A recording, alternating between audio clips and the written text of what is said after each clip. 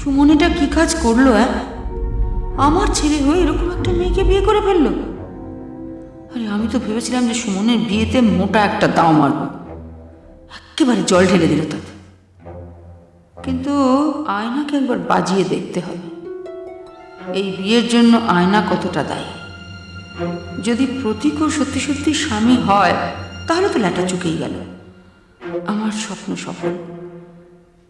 আর যদি না হয় তাহলে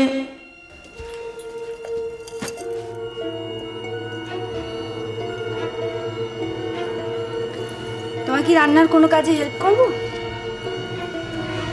বাবা, কার মুখ দেখে উঠেছি আজ তুমি আমাকে রান্নায় সাহায্য করতে চাইছো?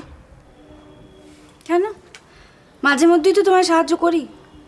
বাজে কথা রাখো, সত্যি কথা বলো যে প্রতীককে আর তোমাকে শ্রীলা বলেই বা ডাকলো কেন? আমি জানি না, আমি শুধু জানি আমার নাম আয়না আর আমি এই বাড়ির একজন। শোনো আয়না, তোমার এসব হেয়ালি আমি অনেক সহ্য করেছি, কিন্তু আমি কিচ্ছু বলিনি, কারণ তুমি আমাকে বলেছিলে যে বাড়ি দখলে আমার সাহায্য করবে। আর তাছাড়া যেভাবে নীরুকে তুমি... থাক না এসব কথা, এসব কথা বলে এখন কোনো লাভ আছে? তোমার লাভ নেই, কিন্তু আমার দরকার আছে। আমার একমাত্র ছেলে সুমন, সে তোমার সঙ্গে জোর... ও তো বলছে ওনাকে তোমাকে বিয়ে করেছে। আমি এই ব্যাপারে কিছু জানি না। আমি তো ওনাকে চিনিই না। কি সত্যি বলছো? সত্যি তুমি ওকে চেনো না, জানো না? নাকি তুমি আমাকে উল্টোপাল্টা বোঝাচ্ছ? কোনটা? না না, আমি চিনি না ওনাকে। হ্যাঁ, আমি জানতাম আয়না, আমি জানতাম তুমি এ কথা বলবে। এই সুমনই কোথাও ভুল করছে। আরে বাবা, একটা মেয়ে তার স্বামী বেঁচে থাকতে কখনো আরেকজনকে বিয়ে করতে পারে? আরে বাবা আয়না, তোমাকে আমি মুখে যাই বলি না কেন, আমি তো জানি যে তোমার স্বভাব চরিত্র কেমন। আমি কখনো বলবো না তুমি খারাপ স্বভাবের মেয়ে। না, কিন্তু সুমনকে আমার খুব চেনা চেনা লাগে।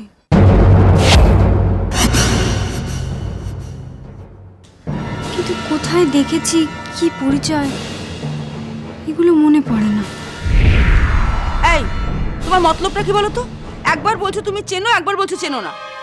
শোনো আয়না, একটা কথা পরিষ্কার শুনে রাখো, যদি তুমি জানো তবু আবার বলছি, এই বাড়িটা কিন্তু এখন আমার দখলে। এই বাড়িতে তোমার আর প্রতীকের কোনো রকম পাগলামো আমি কিন্তু বরদাস্ত করবো না।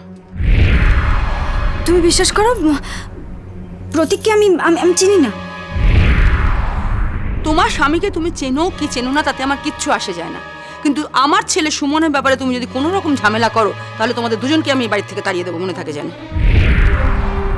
প্লিজ প্লিজ রীতা পিসি, আমাকে এই বাড়ি থেকে তাড়িয়ে দিও না। আমার অন্য কোনো যাওয়ার জায়গা নেই।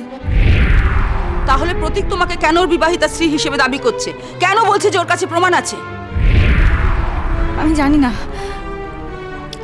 না, কিচ্ছু জানি না। প্রতীক প্রমাণ হিসেবে কার কথা বলছে তুমি জানো? সে এলেই নাকি সব পরিষ্কার হয়ে যাবে। কে আসবে? তুমি এত ভয় পাচ্ছ কেন আয়না? তুমি যদি প্রতীককে নাই চিনে থাকো তাহলে যেই আসুক না কেন, তোমার ভয় কিসের? আমাকে কেউ বোঝে না, কেউ না। শোনো আয়না, প্রতীক যদি সত্যি সত্যি কাউকে এনে প্রমাণ করে যে তুমি তার স্ত্রী, তাহলে কিন্তু তোমাকে এই বাড়ি থেকে বিদায় নিতে হবে। তোমার এই বাড়িতে থাকার একটাই সুযোগ, আমার সুমনের ঘাট থেকে নামা এবং প্রতীকের সম্পর্কে সত্যি কথা বলা। যদি তুমি এই বাড়িতে টিকে থাকতে চাও তাহলে আমাকে সব কথা খুলে বলো।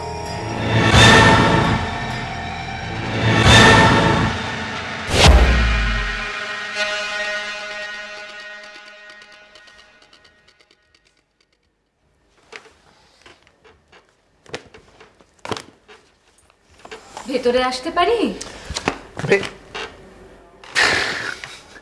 আসুন আসুন আসুন। আচ্ছা, আমি এই প্রথম দেখলাম যে নিজের বাড়িতে আসার সময় কেউ এভাবে পারমিশন নিয়ে আসতে পারে। কি করব বলুন, যতদিন আমি এই বাড়িতে ছিলাম ততদিন সেটা আমার বাড়ি ছিল, এখন তো অন্য একজন মানুষ এই ঘরে বসবাস করছেন, তাই পারমিশন। আচ্ছা আচ্ছা আচ্ছা আচ্ছা, অনেক কথা হয়েছে, এবার একটু ঠান্ডা হয়ে বসুন তো। আচ্ছা, আমি যেরকম হুট করে চলে এলাম কিছু না জানিয়ে, জিজ্ঞেস করবেন না কিছু?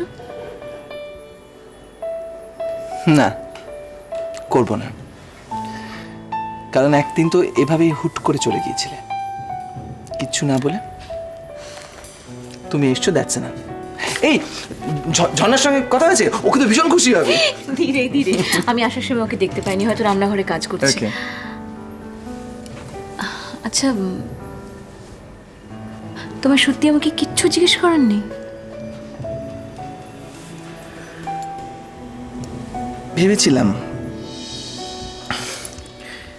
ভেবেছিলাম অনেক কথা বলবো, প্রচুর প্রচুর কথা, অনেক গুরুগম্ভীর আলোচনা, কিন্তু এখন তোমাকে দেখার ইচ্ছে করছে না। ভেবেছিলাম আলোচনা করলে হয়তো এই বাড়িতে ফেরার পর তোমার কোনো হেজিটেশন থাকবে না, আমাদের মধ্যে কোনো মনোমালিন্য হবে না। কিন্তু এখন সত্যি, আচ্ছা বলো, তোমার কোনো কারণ থাকে তাহলে বলো, বলো।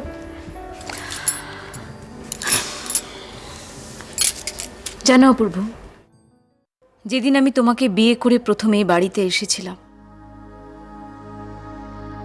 সেদিন আমার সারা মন জুড়ে ছিল একটা নতুন সংসারের স্বপ্ন, নতুন করে ঘর বাঁধা।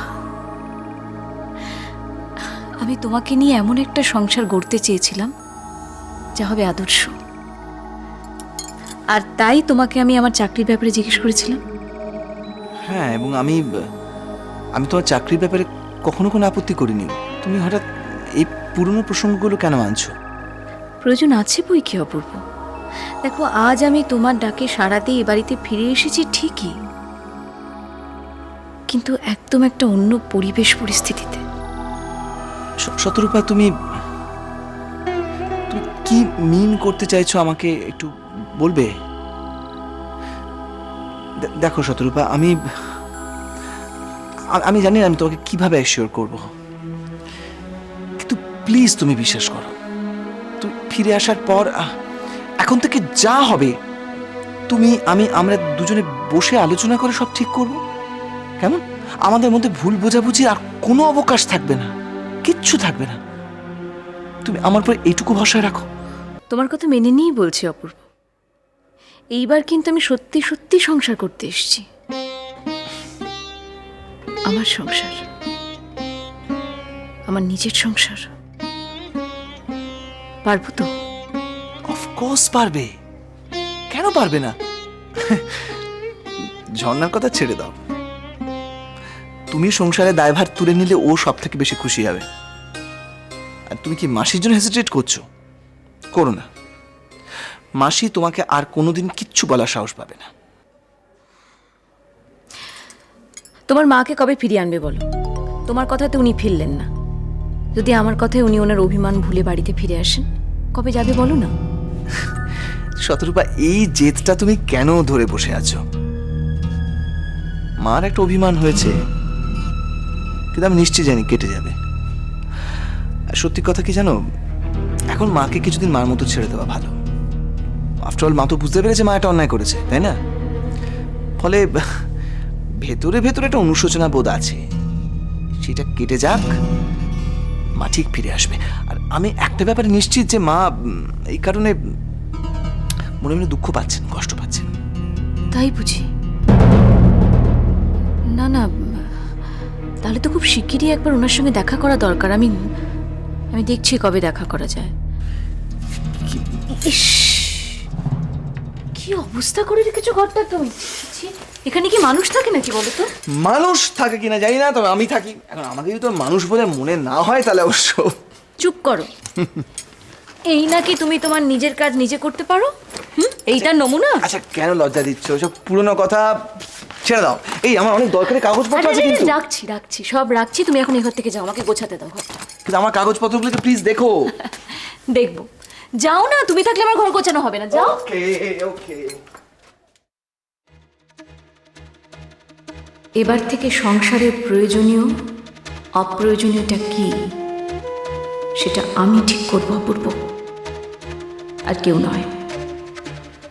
সেই অধিকার আর আমি কাউকে দেব না, কাউকে না।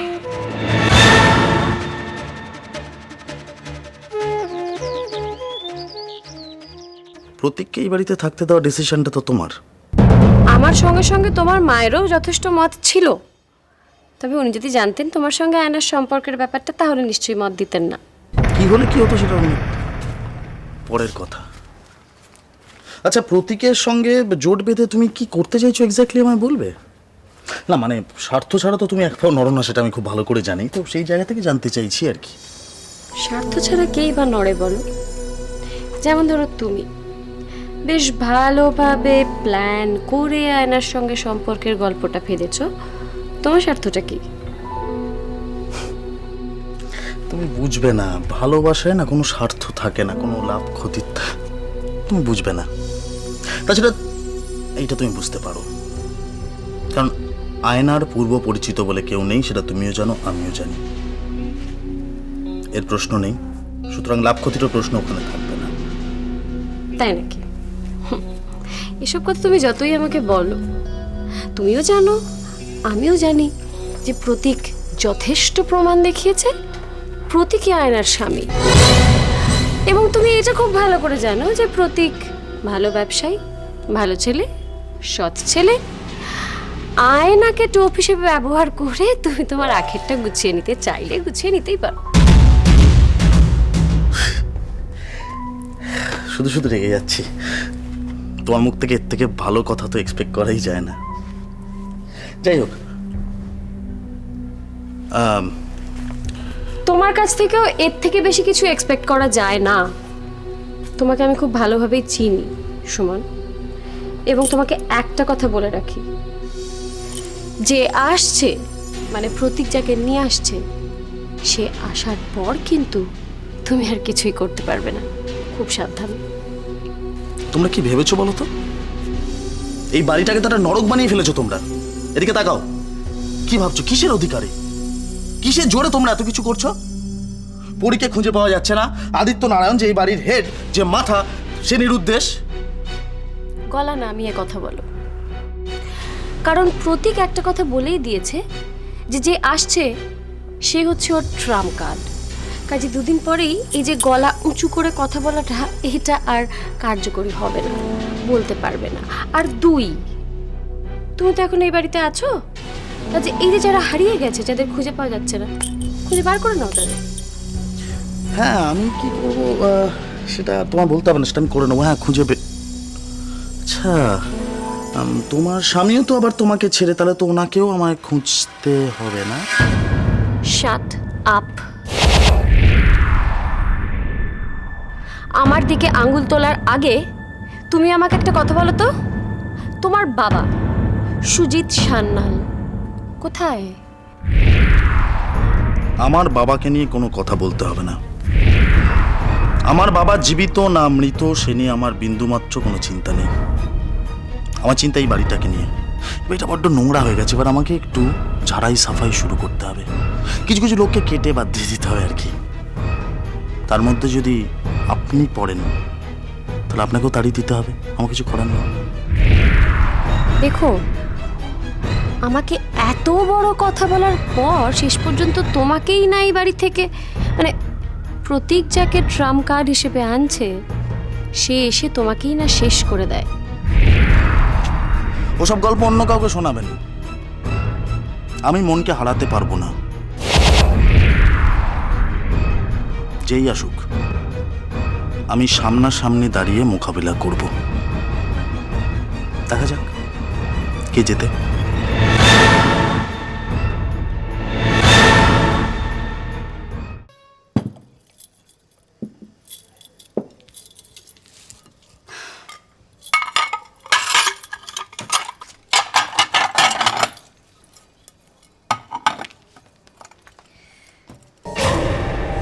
প্রতীক যার কথা বলছে তাকে কি সত্যি সত্যি নিয়ে আসতে পারবে, নাকি আমাকে ভয় দেখাবার জন্য বলছে? সে এলে তো আমার আর বাঁচার কোনো রাস্তা থাকবে না। কি করব, কাকে বলবো এসব কথা?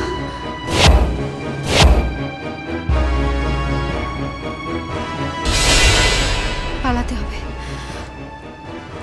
পালাতে হবে আমাকে, আমাকে এখান থেকে পালাতে হবে কাউকে না জানিয়ে, নাহলে আমার রেহাই নেই।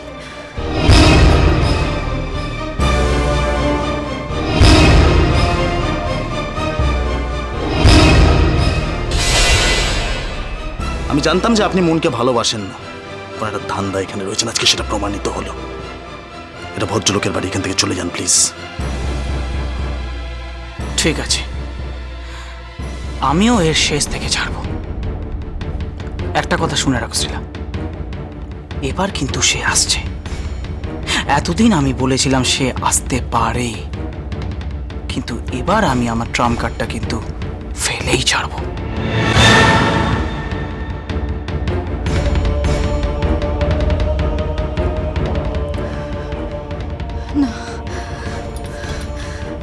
সবার অজান্তে আমাকে এই বাড়ি ছেড়ে চলে যেতে হবে, চলে যেতে হবে। কিন্তু কি করে যাব? ঠাকুর, ঠাকুর তুমি তো সব জানো, তাহলে তুমি বলে দাও আমি কি করব? এই বাড়ির মানুষগুলোকে ছেড়ে আমার চলে যেতে মন চাইছে না, কিন্তু আমি কি করব? কি করব তুমি আমায় বলে দাও। আমি তোমার ভরসাতেই আছি ঠাকুর।